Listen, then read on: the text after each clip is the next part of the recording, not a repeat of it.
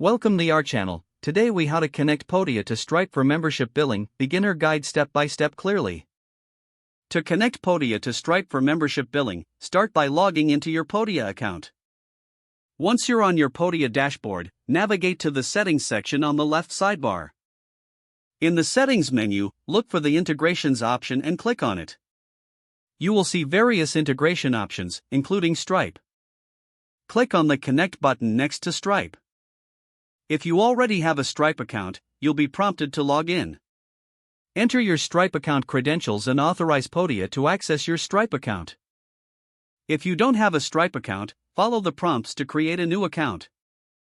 After logging in or creating your account, you may need to provide additional information requested by Stripe.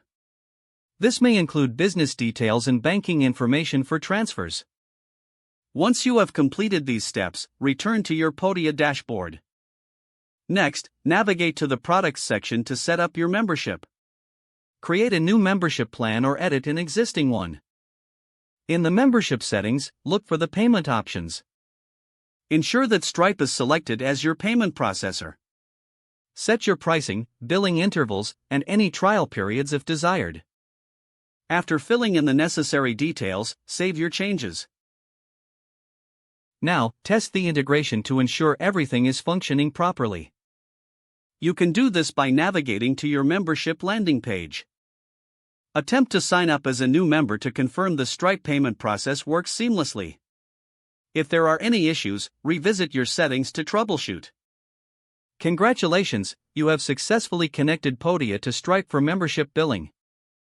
If the page does not load, refresh the browser or try again in a private or incognito window. Make sure you are using the correct email address, then retype it carefully to avoid small typos.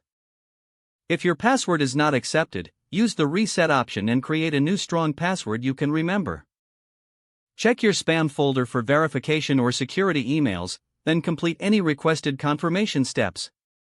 Enable two-factor authentication if available to improve account security and reduce unauthorized access risk. After signing in, review your profile details so your contact information and settings are accurate and current.